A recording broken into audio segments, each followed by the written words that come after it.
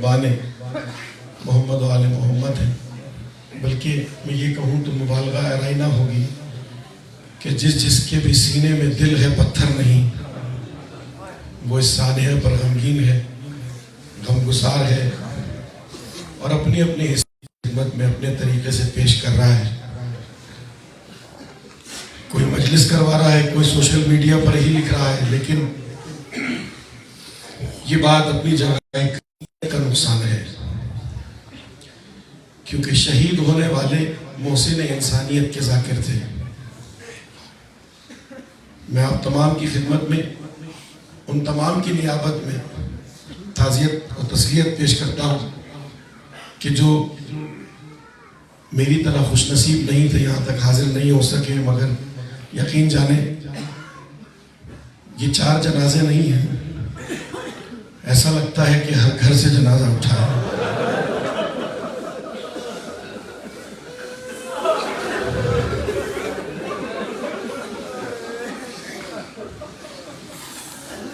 کچھ معروضات پیش کرنا چاہوں گا۔ یہ قوم مردہ پرستی کے فن میں ماہر ہے، یہ قوم مردہ پرستی کے فن میں ماہر ہے، میں ان کو آج ہی رو لوں یہ روئیں گے مجھے کل۔ یہ ایک عمومی بات ہے، میری مراد آپ سے نہیں، یہ ایک جنرل بات ہے، پوری انسانیت سے مخاطب ہے۔ علامہ ناصر ملتانی شہید کا ایک جملہ بڑا یاد آیا مجھے، فرماتے تھے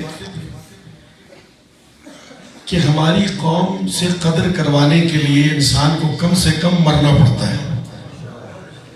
زندگی میں ہم جانچ نہیں پاتے، سوئے زن سے کام لیتے ہیں، لیکن جب انسان چلا جاتا ہے تو احساس ہوتا ہے کہ واقعی ہمارا نقصان ہو گیا۔ اگر ہم واقعی غمگین ہیں، واقعی مضطر ہیں، تو ہمیں اب جو لوگ باقی رہ گئے ہیں، ضروری نہیں کہ ذاکر ہوں، کسی بھی عنوان سے خدمت مولا کر رہے ہوں، چاہے فرش بچھا رہے ہوں، چاہے اس در کی جارو کشی کر رہے ہوں، چاہے نظر و نیاز کا اہتمام کر رہے ہوں، کسی بھی عنوان سے کوئی بھی خدمت اولاد زہرا میں مصروف ہے، بس اس کے دل میں قبر حسین ہے، ہمیں اس کا احترام کرنا چاہیے، اس کی قدر کرنی چاہیے اس سے پہلے کہ وہ ہمیں چھوڑ کر چلا جائے۔ یقین جانے والا تو فائدے میں رہتا ہے، کیونکہ وہ وہاں پہنچ جاتا ہے جو اس کی منزل ہوتی ہے، جو پیچھے رہ جاتے ہیں وہ بد نصیب ہیں کہ ایک ایسا تحفہ جو مولا نے ہمیں دیا ہوتا ہے، ہم اس کی قدر نہیں کرتے، مولا اسے واپس لے لیتے ہیں۔ تو میں امید کرتا ہوں کہ مجھ سمیت ہم تمام لوگ آج کے بعد یہ عہد کریں گے کہ ہم ایک دوسرے کے لیے حسن ظن رکھیں۔ ایک بات کا یقین ہم سب کو ہونا چاہیے، میں معذرت چاہتا ہوں اگر میں آپ کا وقت لے رہا ہوں، میں بڑے ٹوٹے ہوئے دل کے ساتھ اپنے گھر سے نکل کے یہاں پہنچا ہوں، تو آنے کا کوئی مقصد ہے۔ ہمیں ایک بات پہ یقین ہونا چاہیے کہ گھر سے کوئی بھی شخص جب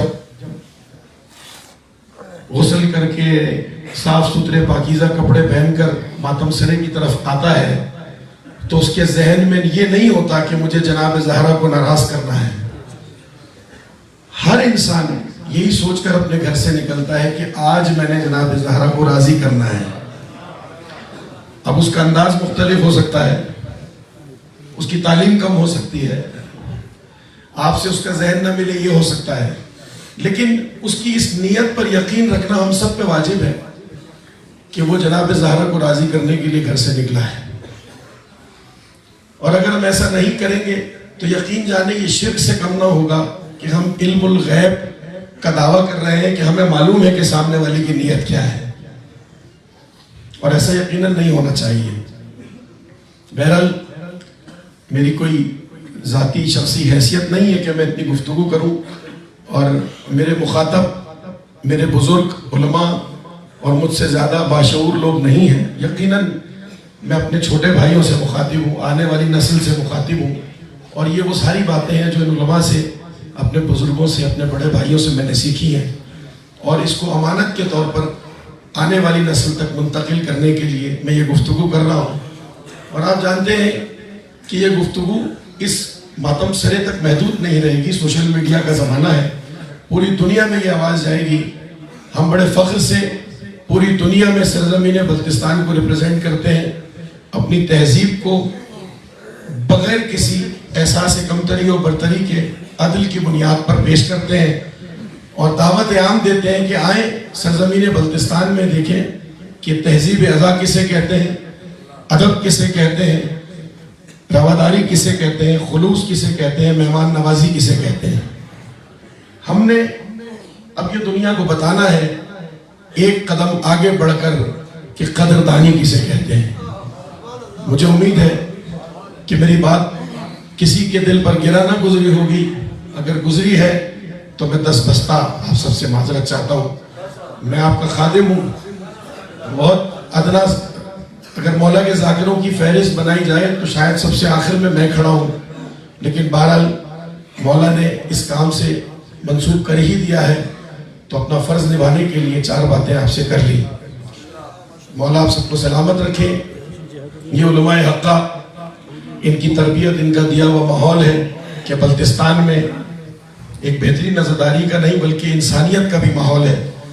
کل مجھے یاد نہیں ہے, شاید ایک قبلہ کا میں نے ایک کلپ دیکھا, انہوں نے بڑی خوبصورت بات کی کہ بلتستان میں لاکھوں کی آبادی ہے اور ہزاروں کی تعداد میں اچھی آواز والے لڑکے یہاں رہتے ہیں, مگر ہمارا فخر یہ ہے بصدقے جناب فاطمہ الزہرا سلام اللہ علیہا کہ اس سرزمین سے آج تک کوئی بین الاقوامی سطح کا گلوکار نہیں, ہمیشہ ذاکر ہی نکلا ہے.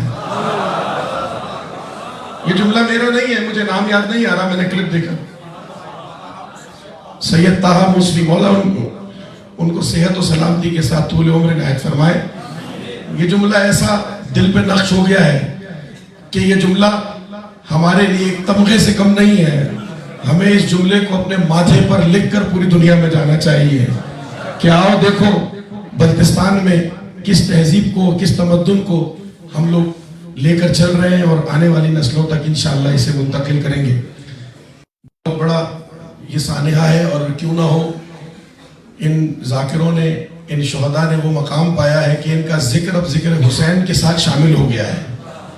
جب تک جہاں میں ذکر حسین رہے گا, ان بچوں کا ذکر باقی رہے گا, کیونکہ یہ حسین کے عزادار ہیں, حسین کے ذاکر ہیں.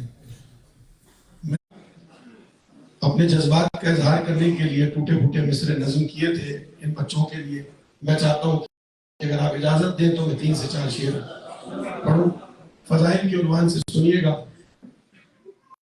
دنیا کو یہ پیغام اب جانا چاہیے کہ ہمارا غم جتنا بھی بڑا ہو, آل محمد کی خوشی سے بڑا نہیں ہے ہمارا غم, اور ہماری خوشی جتنی بھی بڑی ہو, آل محمد کے غم سے ہماری خوشی بڑی نہیں ہے. ماہ شعبان ہے, انشاءاللہ میں 3 4 5 اشعار فضائل کے پڑھتا ہوں ان بچوں کی شان میں, اور اس کے بعد 2 سے 4 بند میں مصائب کے پڑھوں گا. اور آپ کی سماعت گرامی پر گرا گزروں تو معذرت کا طلبگار ہوں. اپنی اپنی صحت و سلامتی کے لیے, شہداء کی مزید بلندی درجات کے لیے, علماء حقہ کی صحت و سلامتی کے لیے, کلیجے میں جتنی طاقت ہے اتنی بلند صلوات پڑھ دیجیے.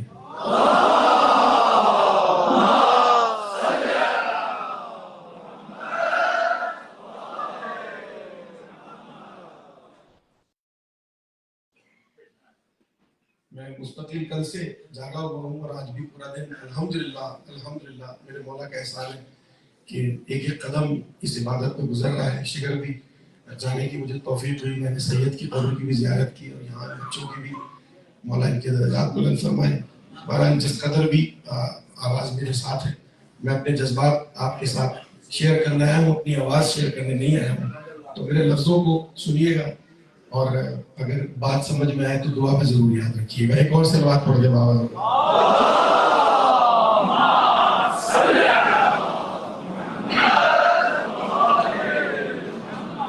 کیا بتاؤں کیا بتاؤں اے شہیدو، کیا تمہاری شان ہے. میں سوال ہے بھائی، ایک عجیب خوشی اور غم کی کیفیت ہے، بس جذبات جہاں جائیں وہاں اسے آزاد چھوڑ دیجیے گا. کیا بتاؤں اے شہیدو، کیا تمہاری شان ہے. میرے ساتھ مل کر کیا بتاؤں اے شہیدو، کیا مرحبا بھاری نہیں کر پاؤں سے بولے کیا بتاؤں اے شہیدو. کیا شان ہے. ارے فرش سے بڑھ کر تمہاری عرش پر پہچان ہے.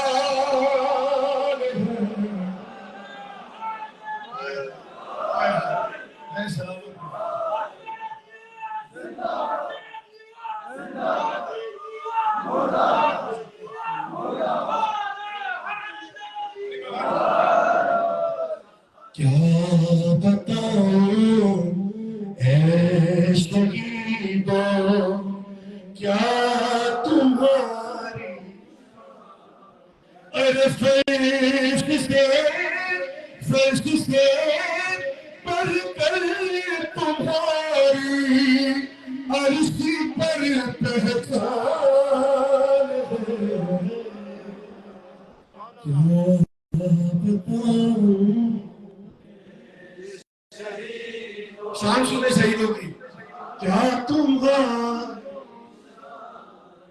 ارے منتظر ہے جان و خواجہ کے لیے خود مرتضی.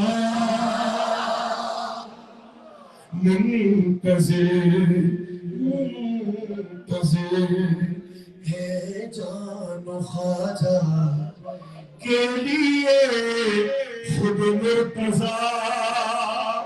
ارے قبر میں ہے جشن مہدی اور مہ شعبان.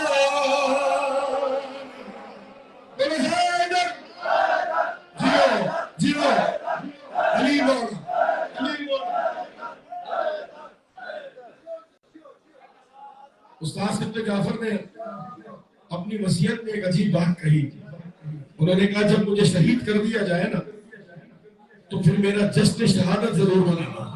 ہائے ہائے ہائے ہائے. عجیب خوشی اور غم کی کیفیت ہے. یہ مجلس بھی ہے اور فتح کا اعلان بھی ہے. ہم شہیدوں کا جشن شہادت بھی منا رہے ہیں اور مجلس ترغیب بھی ہے. کہ منتظر ہے جان و خواجہ کے لیے خود مرتضی. ارے قبر میں ہے جشن مہدی اور مہ شعبان ہے. کیا بتاؤں اے شہیدو، کیا. اچھا ہمارے اس بچے نے ایک کلام پڑھا تھا، کتنی بلندیوں پہ ہے امان فاطمہ. ہائے ہائے ہائے ہائے. اچھا کلام تھا محسن نقوی کا. مولا اس شہید کے بھی درجات بلند کرے. اور جس بلندی پہ جا کے اس بچے نے پڑھا وہ جناب زہرا نے داد دی ہوگی. اب اس بات کو ذہن میں رکھیے گا. محسن نقوی صاحب کا کلام ہے، پڑھا ہمارے بچے خواجہ نے ہے. میں شعر نظر کرتا ہوں. کیا تمہاری شان ہے عرش بیت جعفر کی نظامت میں پڑھو گے منقبت. محسوس کرنا. بیٹے جعفر کی نظامت میں تو ہو کے